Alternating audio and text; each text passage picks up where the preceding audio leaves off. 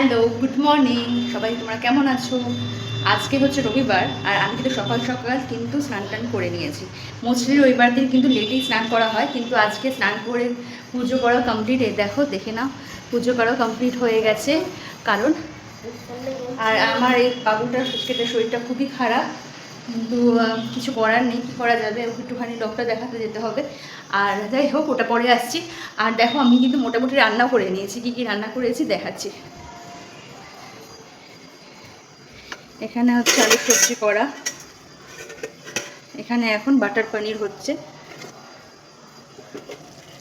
Butter পনির হচ্ছে। তো কে কে আসছে, কারা কারা আসছে, সব ব্লগে জানাবো। আমার সাথে থাকবে, আমার ব্লগ ভালো লাগলে পাশে থেকো। চলো দেখতে থাকো। আজকে মেনুতে হচ্ছে মশলা আলু, আর হচ্ছে বাটার পনির, আর দই থাকবে, আর সাথে থাকবে মিষ্টি। যেহেতু ভেজই খায়, তার জন্য আর ননভেজের কোনো আইটেমই রাখিনি, সব ভেজই করেছি আর সিম্পল করেছি। এই কটাই রান্না হয়েছিল। এখন বাজে হচ্ছে 9টা।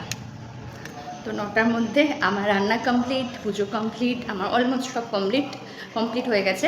এইবার হচ্ছে মিস্টার সিং উঠলে ঘরটা গোছাবো, একটুখানি অগোছালো হয়ে আছে যেহেতু বিছানায় শুয়ে আছে, বিছানাটা পরিষ্কার করবো। আর পারাম যদি খায়, পারামকে এখন একটু কিছু বানিয়ে দেবো নাস্তা। শ্বশুরমশাই যদি চা চায়, শ্বশুরমশাইকে চা দেবো। ব্যাস, এই হচ্ছে এখনকার সকালে অবধি। তারপর সবাই যখন আসবে তখন শুরু হবে। আর অ্যাকচুয়ালি আমি সবাইকে দেখাতে পারবো কিনা আমি জানি না, কারণ অনেকেই প্রাইভেসি থাকে। তো যারা চাইবে তাদেরকে রাখবো, আর যদি না চায় কাউকে রাখবো না। আমি এমনিই বলবো কারা কারা আসছে। তো তোমরা মিস্টার সিং এদিকে উঠে গেছে, আর আমিও কিন্তু দেখো বিছানার চাদর সব পরিষ্কার করে নিয়েছি, চেঞ্জ করে নিয়েছি। আর এখানে আরেকবার একটুখানি ঘরটা ঝাড় দিয়ে দেবো। সকালবেলা ঘর ঝাড় দিয়ে ঘর পুজো করে নিয়েছি, আরেকবার যেহেতু ঘরটা পরিষ্কার করছি, তো আরেকবার ভালো করে ঘরটা পরিষ্কার করে দেবো। আর তোমাদেরকে তো জানানোই হয়নি যে কারা কারা আসছে হচ্ছে মামা শ্বশুর বাড়ি থেকে পরিবার। সেখানে হচ্ছে ভাইয়া ভাবি, তার দুটো বাচ্চা, আর ননদের হাজব্যান্ড আর তার বাচ্চা। এই মামিকেও বলেছিলাম, যেহেতু উনি একটু অসুস্থই থাকেন তাই আসতে পারেনি।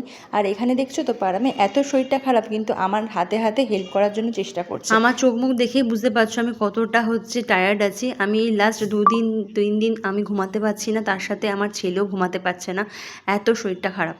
कैसा है तबीयत तुम्हारा? हाँ, कैसा है? अभी भी खराब है? যে ছেলে আলু পরোটা দেখে কত এক্সাইটেড হয়, সেখানে দেখো আলু পরোটা পরে রয়েছে, ওর খাওয়ার কোনো ইচ্ছেই নেই। আর এখন দেখো আমি আর পিসি খেতে বসে গেলাম। আর গেস্টটা কোথায়? গেস্টটা কিন্তু আমাদের সাথে অ্যাটেন্ড করে কিন্তু চলেও গেছিলো। তাদের খুব তাড়াহুড়ো ছিল, তাদের যাওয়ার কথা ছিল হচ্ছে কলকাতায়, তাই চলে গেছে।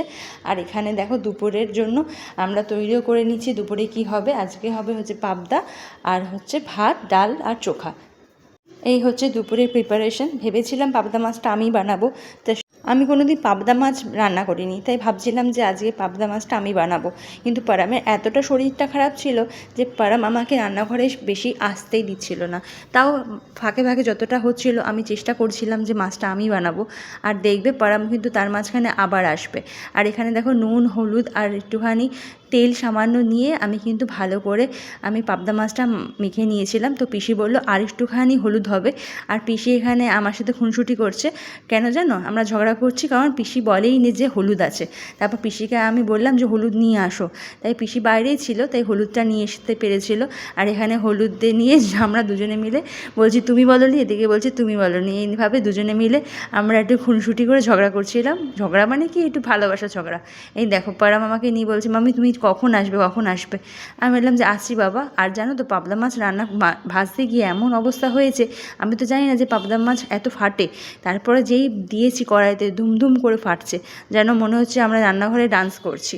যাই হোক, আমি বেশি কিন্তু রান্না কিছু করতেই পারলাম না, শুধু মাছটাই একটা ভেজেছি। তারপরে আমি চলে গেছিলাম হচ্ছে পারামের কাছে। যতটুকু আমি পিসিকে হেল্প করা আছে ততটুকু করেছি মাঝে মাঝে, এমন না যে আমি একদমই রান্নাঘরে আসতে পারিনি।